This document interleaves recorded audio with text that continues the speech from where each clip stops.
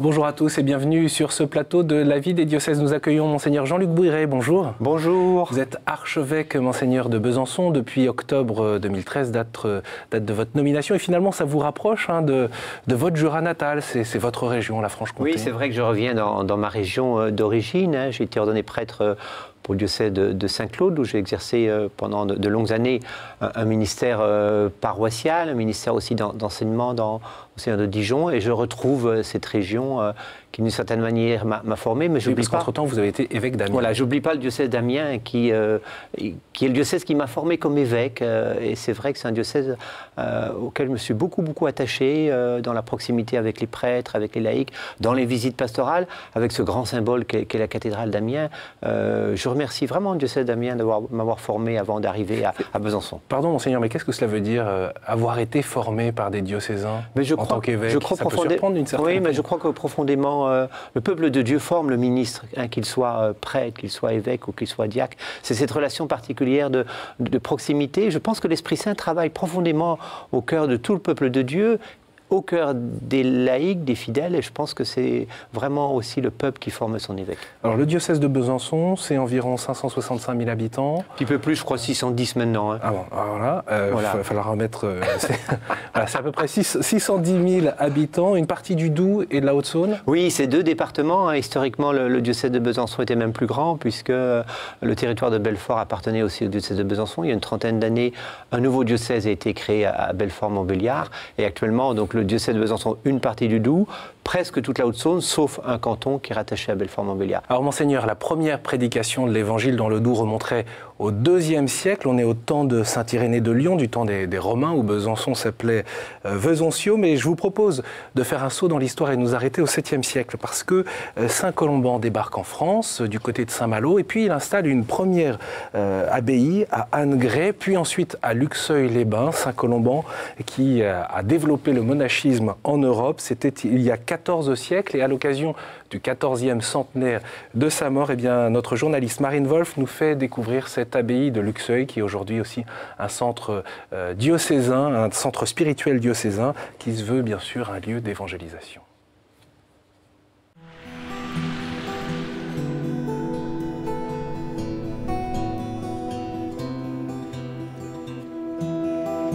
À Luxeuil-les-Bains, l'abbaye Saint-Colomban est au cœur de la ville. Elle en est même l'origine. Ici, tout s'est construit avec les richesses culturelles, agricoles et le dynamisme de l'abbaye. Dans ses murs, après Colomban, il y eut jusqu'à 600 moines. C'est une communauté énorme qui explique le rayonnement qu'elle va avoir sur une partie de l'Europe en jouant quasiment un rôle de chef d'ordre avant la lettre. Aujourd'hui, un lieu de mémoire est installé dans l'ancien apothicaire de l'abbaye. L'association des Amis de Saint-Colomban y rassemble des objets retraçant l'histoire de ce lieu, et en particulier de Colomban, ce moine irlandais qui choisit de développer la foi chrétienne et la vie monastique en Europe. Il érige vers 590 le monastère de Luxeuil, qui devient un lieu d'évangélisation, un centre spirituel et culturel européen au 7e et 8e siècle, notamment grâce à l'écriture, dite de Luxeuil, considérée comme un moyen de transmission. Alors, les paléographes connaissent bien l'écriture dite de Luxeuil, dont voici une reproduction. C'est ainsi que Saint Colomban et ses deux successeurs, dont Valbert, multiplient les conversions. Après un temps de formation à Luxeuil, nombre de moines fondent une quarantaine de monastères dans tout le royaume mérovingien. Qu'on le veuille ou non, ces monastères ont été des lieux de culture où se sont formées les élites pendant des siècles, élites religieuses mais aussi élites culturelles, politiques. Donc ils ont construit un savoir qui est aujourd'hui à la base de cette civilisation occidentale. Des moines et des évêques qui ornent encore aujourd'hui la chapelle. Luxeuil restera un lieu d'évangélisation. Monastère jusqu'à la Révolution, en 1812, il sera transformé en un petit séminaire. C'est dans l'actuelle chapelle que se retrouvaient les jeunes garçons. L'objectif était vraiment d'expliquer aux jeunes garçons qui étaient ici l'importance de ces personnages-là dans l'évangélisation. Saint Colomban a pourtant disparu de la mémoire collective de Luxeuil, sans doute parce que ses reliques sont conservées à Bobbio, en Italie, où il est mort en 615. L'abbaye, aujourd'hui transformée en un centre pastoral et culturel, veut retrouver sa fonction évangélisatrice en multipliant les propositions de formation, de rencontres et de retraites. Un défi pour le diocèse, tant les habitants ont l'habitude d'un lieu fermé à l'extérieur. Comme tout monastère, c'était quelque chose qui était assez fermé au monde extérieur. Quand c'était le petit séminaire, c'était pas beaucoup plus ouvert, au contraire. À un moment où on va avoir de moins en moins de prêtres dans notre doyenné, eh bien, le challenge pour cette abbaye-là est effectivement d'être un lieu dans lequel les chrétiens qui auront moins d'encadrement, moins de présence presbytérale, puissent malgré tout continuer et puissent se ressourcer. L'abbaye de Luxeuil rassemble aujourd'hui tout un patrimoine de l'annonce de l'Évangile à redécouvrir pour que les chrétiens qui viennent ici puissent, de retour chez eux, porter la bonne nouvelle et être aussi les témoins de l'Évangile, comme Colomban l'a été il y a 14 siècles. Alors Monseigneur, on a bien en tête que Saint Benoît a été le père du monachisme en Europe et on se rend compte qu'en fait on ne connaît pas bien, presque pas, Saint Colomban. C'est vrai qu'on découvre Saint Colomban, moi je l'ai découvert d'une manière plus forte, arrivant dans le diocèse de Besançon. On en a la mémoire locale. On a là la mémoire locale, je crois qu'il est important bien sûr pour l'ensemble du diocèse. Ce que j'ai perçu aussi, c'est qu'il y avait une forme peut-être de rigueur assez forte dans la règle de Saint Colomban, qui était moins marquée chez Saint Benoît et probablement que la règle de Saint Benoît l'a emporté parce que la rigueur pénitentielle était peut-être moins forte chez Benoît que chez Colomban. Donc c'est pour nous dire aussi que l'Église n'est pas là non plus pour mettre de la rigueur, mais peut-être aussi de la souplesse dans les différentes règles, y compris monastiques. Oui, c'est quasiment la même époque, à 80 années près. Voilà, mais on oublie qu'on est au premier millénaire et que Colomban a quand même beaucoup marqué l'Europe. Il est passé à Luxeuil, nous l'avons vu, il a traversé pratiquement toute l'Europe, il est enterré en Italie. Je crois que c'est une figure forte qui pourrait aussi nous interpeller à la fois pour la nécessité de l'évangélisation face à un monde qui connaît de moins en moins le christianisme, et puis peut-être aussi l'importance du ressourcement spirituel. C'est vrai que dans le reportage, on a entendu que ce lieu se veut un lieu de ressourcement, pour moi, à la fois intellectuel, spirituel et pastoral. Je crois qu'il faut tenir ensemble ces enraciné en Europe, en quelque sorte. Bien sûr, enraciné en rayonnement européen. C'est un grand rayonnement européen, et c'est vrai qu'au moment où le pape est venu à Strasbourg, nous avons aussi fait mémoire de nouveau, d'une certaine manière, de la place de Saint Colomban dans cette Europe qui se cherche encore. Qu'est-ce que vous retenez, Monseigneur, de Saint Colomban dans une période très complexe, et il n'hésite pas, lui, avec ses frères, parcourir l'ensemble de l'Europe, qui est quand même faite à la fois de villes où il s'arrête, mais aussi de la campagne.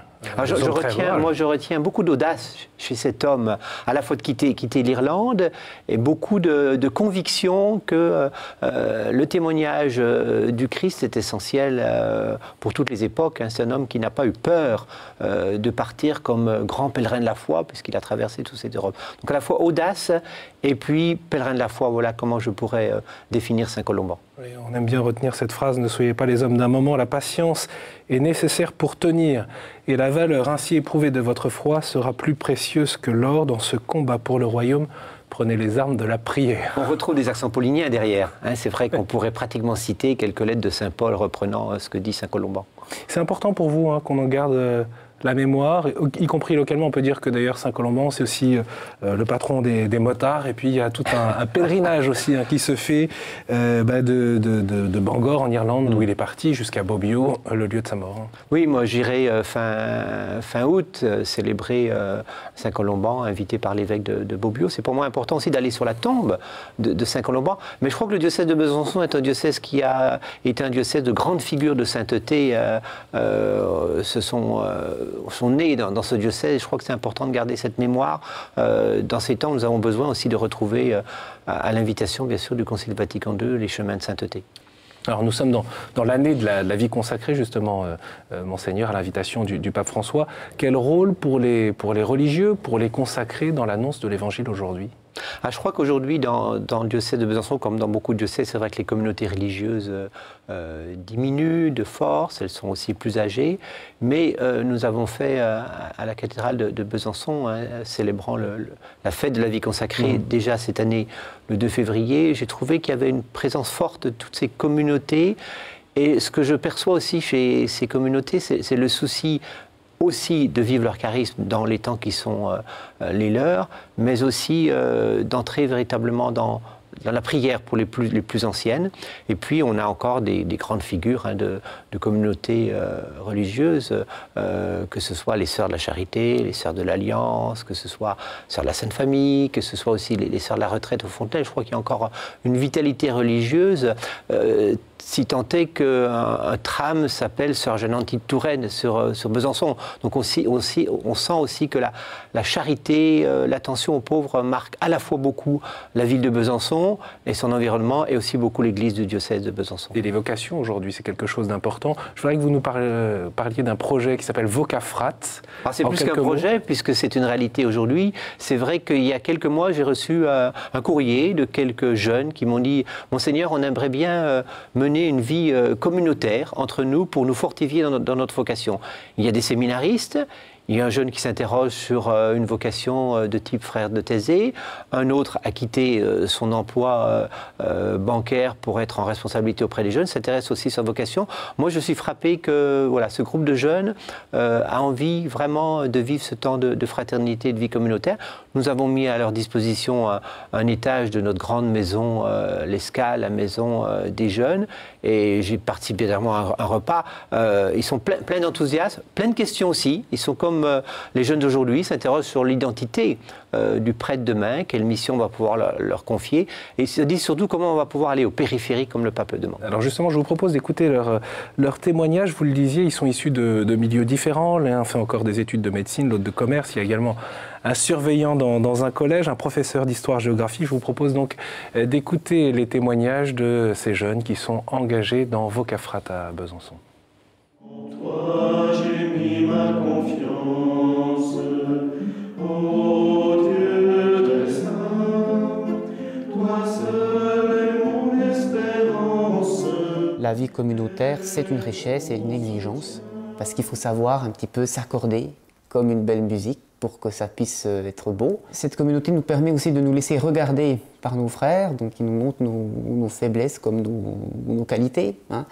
Et dans le peuple vers lequel on sera envoyé, ce sera important parce qu'il y aura plusieurs sensibilités, énormément, plusieurs approches, et il faudra faire l'unité. C'est vrai que je me dis souvent, moi je serais prêt à aller dans des endroits plus difficiles, plus reculés, dans des missions plus difficiles, mais si je suis avec quelqu'un.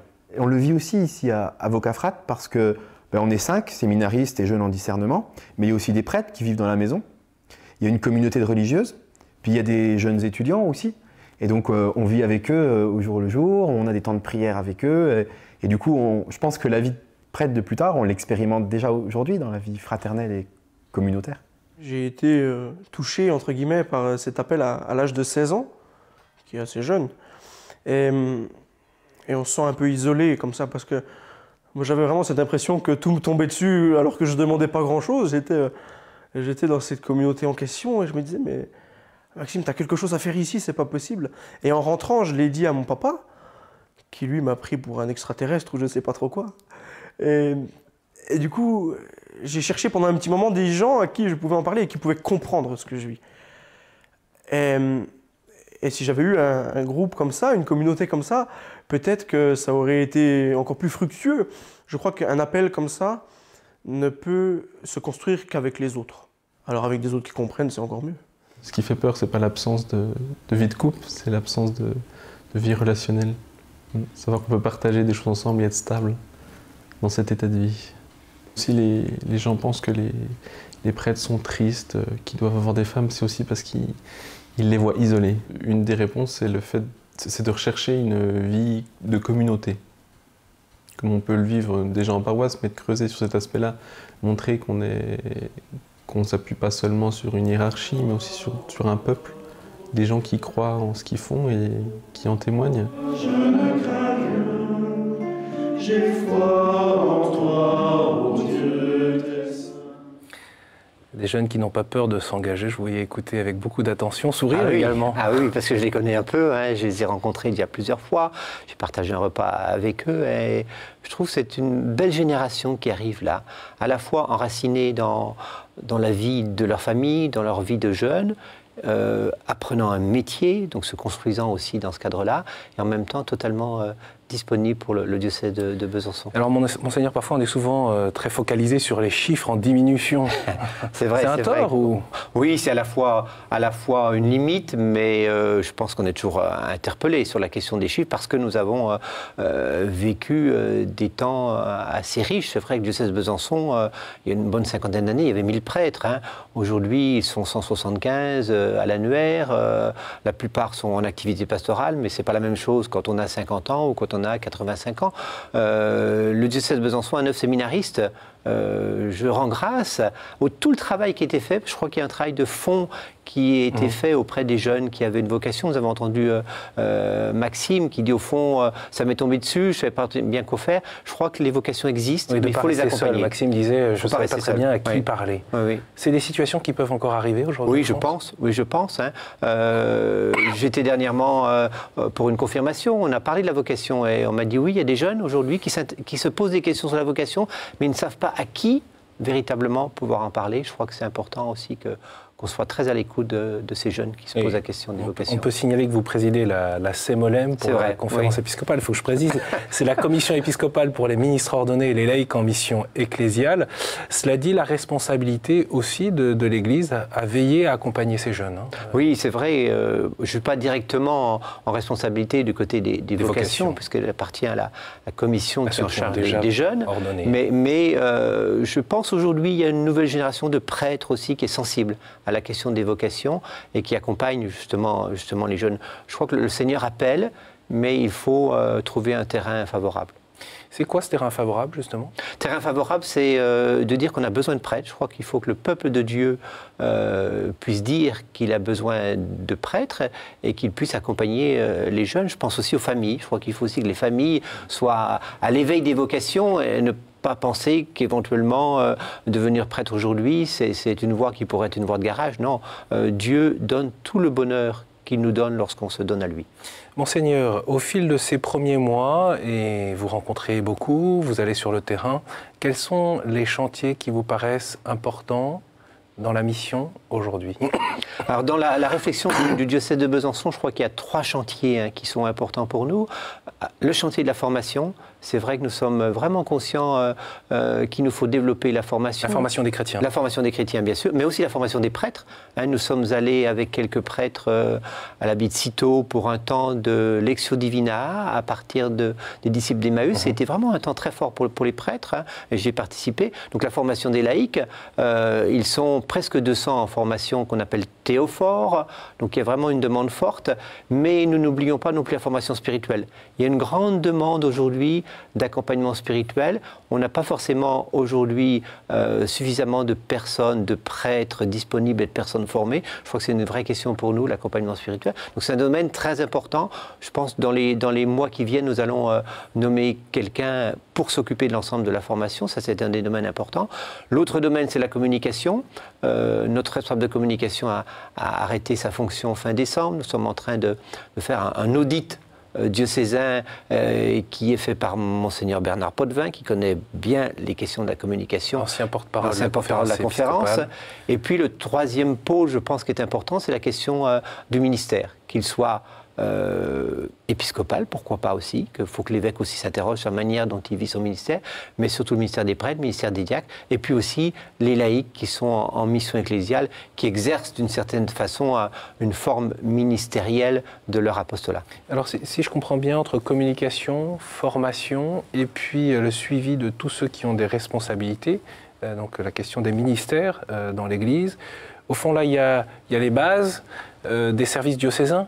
Alors, ce sont des services qui vont être transversaux à l'ensemble des services. C'est un peu une réforme, en quelque sorte. En France, on n'emploie pas trop ce terme de curie diocésaine. Oui, mais même si c'est une réalité. Mais plus large que la curie, parce que les services diocésains, strictement parlant, n'appartiennent pas à la curie. Ouais. Mais c'est une réforme de fond sur, au fond, qu'est-ce qu'un service diocésain?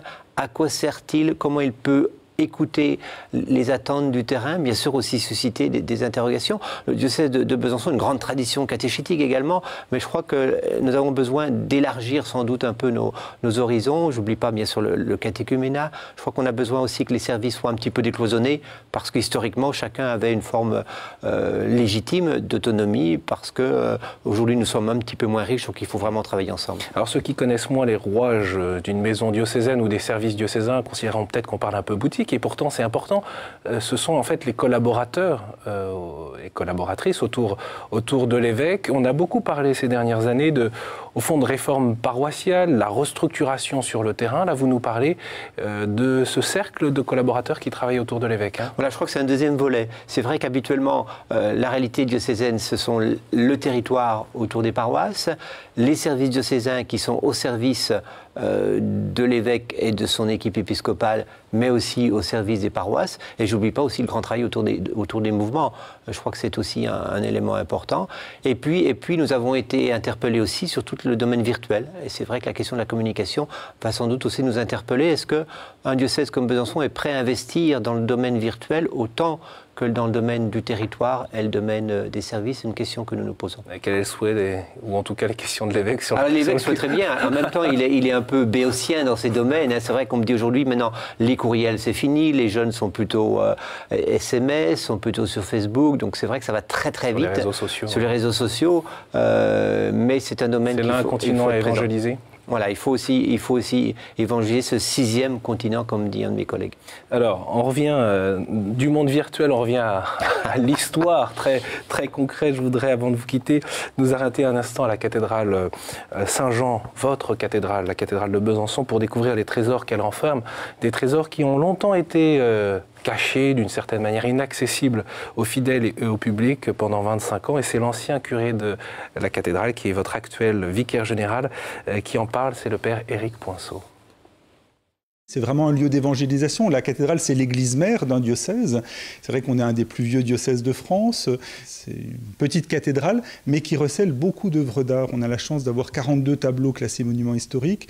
On a un chef-d'œuvre comme la Vierge au sein de Fra Bartolomeo. Et nous avons publié un livre, Les trésors cachés de la cathédrale de Besançon, pour justement montrer la richesse patrimoniale. C'est notre histoire, en fin de compte, puisque nous avons dans ce trésor des pièces qui vont du XIe siècle, du début du XIe siècle jusqu'au XXe siècle. C'est pour ça qu'avec toute une équipe de bénévoles, vraiment on travaille à faire redécouvrir ce trésor. Moi j'aime bien toujours redire que c'est la foi de toutes ces générations passées qui nous ont transmis quelque chose. Et à travers tout ce patrimoine, on se rend compte qu'on peut être vraiment en dialogue avec la société, avec le monde. Notre particularité en tant que chrétien, c'est qu'on n'est pas simplement des guides touristiques. On veut être aussi confessant. Je crois que aussi dans la recherche qui se fait aujourd'hui autour du tourisme religieux, on veut pouvoir proposer la foi chrétienne. On essaye de faire découvrir quelle est notre foi et à quoi servait telle ou telle chose, ou pour telle ou telle peinture, en quoi elles sont en référence avec le Christ mort et ressuscité, ou le mystère de la Nativité, ou de l'Épiphanie. Et c'est ce qui fait, je crois, le fait, la valeur de l'annonce de l'Évangile à travers ce média qu'est une cathédrale dans un diocèse. Il ne faut pas hésiter à pousser la porte de la cathédrale. De la cathédrale, et puis nous espérons que ce musée verra le jour prochainement avec le concours de l'État aussi, qui est très partie prenante dans ce dossier et ce projet. Et c'est vrai que je crois que ce que disait le père Poinceau est vrai, c'est aussi un lieu d'évangélisation par la culture. Et je crois que c'est important aussi de pouvoir percevoir qu'au fil des siècles, les artistes ont façonné aussi leur foi à travers ces œuvres d'art. Et je crois que c'est magnifique. Il y a des choses très, très, très belles. Je crois que le musée du Louvre nous en envie quelques pièces. C'est vrai. Tout à fait, mais nous n'allons pas les découvrir. Nous n'allons pas leur céder si facilement. Oui, et c'est vrai qu'il y a 2 occasions jusqu'à présent possibles pour aller découvrir ce trésor. C'est à la fois la nuit des cathédrales et les journées du patrimoine. Votre ambition, c'est évidemment d'ouvrir davantage. Oui, d'élargir davantage. Comme toujours, il faut mettre en place un lieu que nous avons, mais il y a des investissements à faire. Et après, trouver aussi le personnel pour pouvoir ouvrir ce musée pour que chacun puisse aussi percevoir cette passion des hommes au fil des siècles pour la foi chrétienne. Merci beaucoup, Monseigneur, d'avoir accepté notre invitation. Alors tout à l'heure, le Père Poinceau parlait de ce livre « Cathédrale de Besançon, trésor caché ». Pour ceux qui souhaiteraient en savoir plus ou se le procurer, il suffit tout simplement d'écrire à l'archevêché. On retrouve l'adresse, bien sûr, sur le site internet qui s'affiche, le site du diocèse de Besançon. Vous y retrouvez également l'actualité du diocèse. Merci encore d'être venu sur ce plateau. Vous pouvez également retrouver cette émission sur le site internet de Catéo. Merci à vous pour votre fidélité et à la semaine prochaine.